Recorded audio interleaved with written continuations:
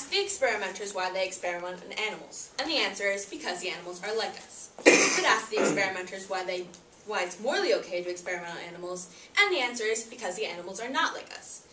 Animal testing is based on a logical contradiction. This was said by the author of a bibliography on animal rights and other matters, Charles R. Magel. Mr. Magel is referring to animal testing scientists trying, but failing, to defend their method of research. I, for one, would be heartbroken if either one of my two dogs were treated near to this badly. I mean, think about it. Using poor defenseless animals in experiments that could potentially kill them when you could easily use a mathematical equation or cell cultures. I believe that animal testing should be illegal in the United States of America because the animals feel all the pain. They, most of the time, die as failed experiments or from mistreatment, and because there are multiple better alternatives. The term animal testing means the use of a non-human animal in an experiment, usually using model organisms such as dogs, monkeys, mice, or zebrafish. Animal testing can go as far back as when a soothsayer in ancient Rome would cut open the animal and look at the intestines to predict the future. Now, before 1997, when cosmetic animal testing was banned, there were no laws against any type of animal testing. Of course, there were laws like the Health Research Extension Act, Public Law 99-158, that basically said that animals in laboratories had to be treated well in the laboratory, during testing, and out of testing. And basically the status quo is that now you can test on an animal for medical reasons, but you cannot test them for cosmetic reasons. But I believe that medical or animal or any other type of animal testing should be banned because it is cruel, unjust, and unnecessary. Now, animal testing is not unlike a gory scene from a horror film, such as Nightmare on Elm Street. The studies show from the People for Ethical Treatment of Animals magazine in September of 2010 that animals' hearts race when they hear a tester coming because they know that pain and even death is coming. Animal tests can be cruel and sometimes barbaric. They have good reasons to be scared. There are tests that are really barbaric, like the Animal Grimace Scale. This test, scientists wanted to know how a mouse expressed pain. Now, these pictures can get a little graphic, so if you're really sensitive, don't look. In these tests, the scientists would inject the animals with acetic acid, or even perform surgeries on them without anesthetics. They would also cut off their tails. The result of this experiment was this dinky little scale. I mean, look at it. It's really kind of obvious. If a mouse's nose, basically it's saying if a mouse's nose turns down a little bit, it's in extreme pain. Or if its ears go down, or if its cheeks kind of suck it. Now, does this seem worth it or morally correct to you that they would go through all of this pain for mice just for this dinky little scale? But the pain isn't the only reason why animal testing should be illegal in America. There's also that the animals, not only do they die as failed experiments, but they also die from mistreatment, even though the law prohibits it.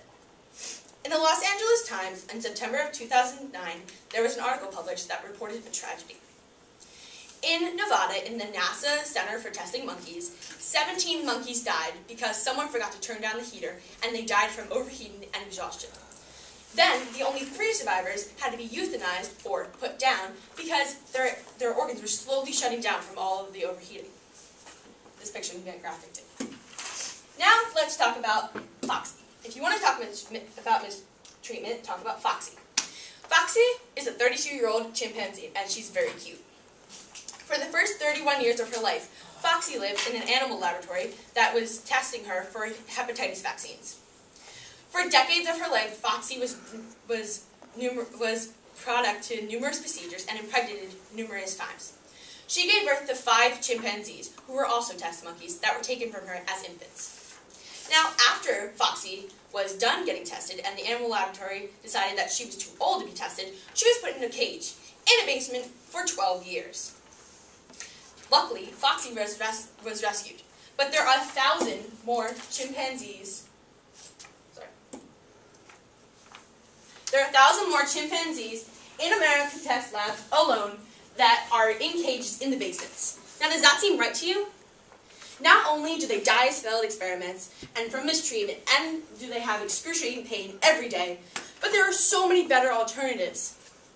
There was an article published in the New York Times in October of 2010 that said human cell tissues grown from human cell cultures was more effective in looking for a cure for HIV than animal testing.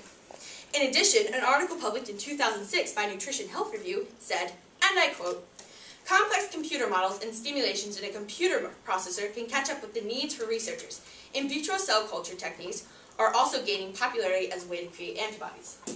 In addition, penicillin, which is an antibiotic that cured hundreds of thousands of infections all over the world, would have been released 11 years earlier if it had not been tested on bunnies, because the bunny's DNA and the human DNA did not match up. The article also stated, and I quote, "The result of mimicking disorders in animals can lead to inaccurate and dangerous drugs released in the public that's kept in the dark. These are the alternatives. You can either do a cell culture from a human, which is more effective because it's the human DNA, or complex computer models." Now, an example of a dangerous drug released to the public that didn't know it was bad was Rizulin. Now, Rizulin was supposed to be a diabetic tamer for people who have diabetes. But what happened was the FDA, or Food and Drug Administration, approved it because of the proof of animal testing. What happened was the animals tested and the human's DNA did not match up. And what happened is that the liver of a human was shutting down because of this drug, because their DNA didn't match up.